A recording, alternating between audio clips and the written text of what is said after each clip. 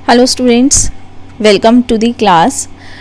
बच्चा ये वाली जो क्लास है वो ADAS चैप्टर का एक टॉपिक कवर करेगी। टॉपिक का नाम क्या है? इक्विलिब्रियम, कैसे सेविंग और इन्वेस्टमेंट अप्रोच से। ठीक है, बहुत इजी टॉपिक है, बट इसके लिए पहले आपको थोड़ा सा पहली वाली चीज़ें रिकॉल करनी पड़ेंगी।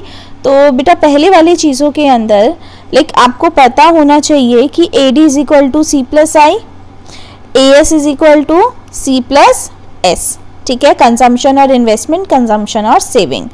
और आपको ये भी पता होना चाहिए, क्योंकि मैं पहले वाली क्लासेस के अंदर ये बता चुकी हूँ कि इक्विलिब्रियम कहाँ स्ट्राइक होता है, जहाँ पर एग्रीगेट डिमांड और एग्रीगेट सप्लाई इक्वल होंगे। ठीक है, तो यहाँ पर मैं क्या कर रही हूँ, AD के कंपोनेंट लिख रही हूँ C प्लस आई, यहाँ लिख रही हूँ C प्लस S, जो कि हमारे AS के कंपोनेंट है। तो बेटा C से C अगर मैं हटा देती हूँ, काट देती हूँ, तो बेटा यहाँ पर इक्विलिब्रियम की दूसरी सिचुएशन क्या आई? तो बेटा इक्विलिब्रियम की दूसरी सिचुएशन है जहाँ पर I is equal to S है। और बस मुझे यही चीज़ें आपको आगे समझानी है। तो सबसे पहला थियोरेटिकली मैंने आपको समझा दिया। ठीक है जी, अब बात करते हैं कि ग्राफ और टेबल के अंदर ये कैसे शो होगा। तो ध्यान से देखिए बेटा, अगर मैं ग्राफ बनवाती हूँ आपको यहाँ पर, ठीक है, चलिए मैं टेबल पहले आपको समझा देती हूँ। This is my table. Table के अंदर देखिए ध्यान से, दिस इज इनकम 0, 100, 200, 300, 400, 500, 600। ठीक है, कंजम्पशन यहाँ पर देखिए ध्यान से, अगर इनकम हमारा 100 से बढ़ रहा है तो कंजम्पशन कम से बढ़ेगा। तो अगर आप ध्यान से देखेंगे तो कंजम्पशन मेरा 80 से बढ़ेगा, राइट। 80, 90 मतलब लेस देन 100 होना चाहिए। क्यों होना चाहिए? प्रीवियस वीडियोस में मैंने आपको बता दिया है, वो एक बार ज़रूर देख लीजिएगा। तो बेटा मैंने यहाँ पर 80 का गैप लिया है, तो 80, 80, 80 यहाँ पर आ गया।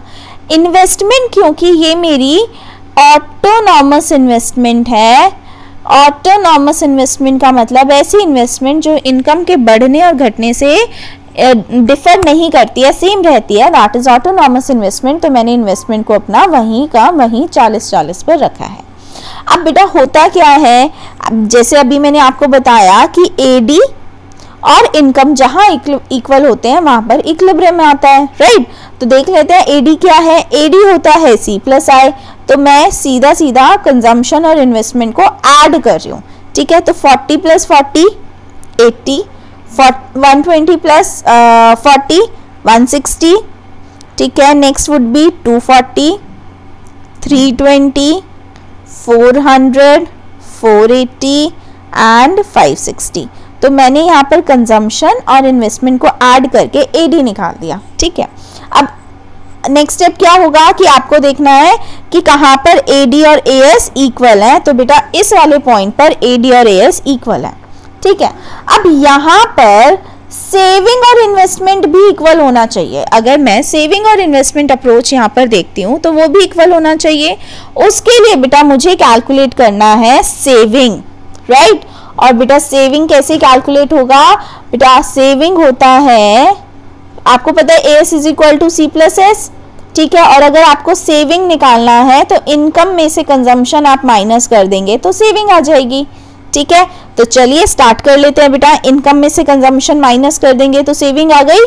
तो बेटा इनकम क्या है ये, कंजम्पशन क्या है ये वाला कॉलम। तो बेटा माइनस कर कर चलें तो 0 minus 40 minus 40, 100 minus 120 minus 120, 200 minus 200 0, 300 minus 280 20, 400 minus 360 40, 500 minus 440 60, 600 minus 520 80।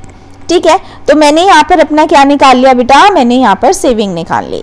अब मैं देख रही हूँ कंजम्पशन और वो सेविंग और इन्वेस्टमेंट अप्रोच से कि जहाँ पर सेविंग और इन्वेस्टमेंट इक्वल होंगी, क्या वहाँ पर इक्विलिब्रियम एस्टैब्लिश हो रहा है? तो देखिए हमारी सेविंग और इन्वेस्टमेंट यहाँ पर इक्वल है। इसी पॉइंट पर सेविंग भी 40 है और इन्वेस्टमेंट भी 40 है। और बेटा यही वो पॉइंट था, अगर मैं AD और AS से कंपेयर करूं तो यही सेम पॉइंट था हमारे ADAS अप्रोच से। तो इक्विलिब्रियम अब दोनों किसी से भी देखोगे हमारा जो पॉइंट है इक्विलिब्रियम का वो बिल्कुल सेम आएगा। ठीक है, तो चलिए अब मैं आपको सेविंग और इन्वेस्टमेंट का एक बार ग्राफ और दिखा देती हूँ। तो देखते हैं सेविंग और इन्वेस्टमेंट का ग्राफ। तो बेटा ये ग्राफ आपके पास है। इस ग्राफ के अंदर जो नई चीज़ें हैं वो क्या हैं। सबसे पहली चीज़, इसके अंदर 2 क्वाड्रेंट है, ठीक है, यानी आपको यहाँ पर 0 से नीचे नेगेटिव में भी लेकर जाना है। क्यों लेकर जाना है मैं बता दूंगी। सेकेंड चीज़ बेटा सेम वही, दिस इज सेविंग और इन्वेस्टमेंट, और यहाँ पर एक्स एक्सेस पर आएगा इनकम, ठीक है। यहाँ एक्सेस उल्टी लिखी हुई है, this is X axis, this is Y axis, और ये हमारी इनकम है, ठीक है। अब सबसे पहला काम आपको आई ड्रॉ करना है। तो बेटा आपको भी पता है जो आई होता है वो आपका हमेशा कांस्टेंट रहता है, क्योंकि ये हमारा ऑटोनॉमस है, ठीक है। यही मेरी असम्पशन है, तो मैंने उसको पैरेलल टू एक्स एक्सिस कर दिया। क्लियर। अब देखते हैं, हम बात करेंगे बेटा, हम करेंगे सेविंग की बात। तो ध्यान से देखिए बेटा, सेविंग पहले नेगेटिव थी, फिर नेगेटिव थी, फिर 0 हुई, फिर पॉजिटिव हो गई। इट मींस जो सेविंग कर्व है वो नेगेटिव से स्टार्ट होकर पॉजिटिव की तरफ बढ़ रहा है। यही काम मुझे अपने ग्राफ में करना है। तो देखिए मैंने सेविंग को नेगेटिव क्वाड्रेंट से स्टार्ट कर पॉजिटिव की तरफ लेकर चली गई स्ट्रेट लाइन, राइट। अब मेरा इक्विलिब्रियम एज पर सेविंग और इन्वेस्टमेंट अप्रोच कहां पर आएगा, जहां पर सेविंग और इन्वेस्टमेंट इक्वल है। तो देखिए बेटा ये वाला पॉइंट ऐसा पॉइंट है जहां पर मेरा सेविंग और इन्वेस्टमेंट इक्वल है। So this is my equilibrium point, right. ये बहुत अच्छे से आपको देखिए बेटा यहाँ पर समझा रखा है, एक एक करके लाइन पढ़ते जाते हैं। कहता है investment curve is parallel to x-axis because autonomous character of the investment. The saving curve slopes upward showing that as income rises, saving also rises. तो बेटा जैसे जैसे इनकम बढ़ रही है हमारी सेविंग भी बढ़ती जा रही है। देखिए पहले नेगेटिव थी और फिर पॉजिटिव होकर ऊपर की तरफ जा रही है। आगे कहता है the economy is an equilibrium at point E where saving is equal to investment. ये पॉइंट मैंने आपको बताया था। चलिए आगे देखते हैं। कहता है at point E ex ante saving. उसने इसे एक्स एन टी क्यों बोला, क्योंकि बेटा हम यहाँ पर जितनी भी चीजें कर रहे हैं वो प्लान्ड कर रहे हैं, एक्चुअल नहीं कर रहा है। और एक्स एन टी क्या होता है बेटा, प्लान्ड ही तो होता है ना। मैंने आपको पहले बताया था ex ante ex post, right. तो एन टी का मतलब एंटिसिपेट करा हुआ, प्लान किया हुआ। तो यहाँ पर उसने इसीलिए ex ante word use कर लिया है, ठीक है। तो ex ante saving is equal to ex ante investment, right. तो उसने सिर्फ सेविंग और इन्वेस्टमेंट ना बताते हुए आपको एक नया कॉन्सेप्ट इंट्रोड्यूस करा है कि भाई इसको हम एक्स एन टी सेविंग और एक्स एन टी इन्वेस्टमेंट भी बोल सकते हैं। रीजन क्यों है, क्योंकि बेटा ये दोनों ही प्लान्ड वाली हैं, राइट। आगे कहता है O Y is the equilibrium level of output corresponding to point E. तो ये इसकी बात कर रहा है, क्योंकि ये हमारा इक्विलिब्रियम पॉइंट है। तो इससे होने वाली इनकम जो हमारी ओ वाई को डिनोट कर रही है, ठीक है। तो ये हमारी equilibrium level of output, output का मतलब इनकम भी हो सकता है, ठीक है। आउटपुट का मतलब इनकम क्यों होगा, तो बेटा नेशनल इनकम में आ जाइए। जितना हम आउटपुट निकालते हैं वही तो हमारा सेल होता है और वही हमारी इनकम होती है, ठीक है।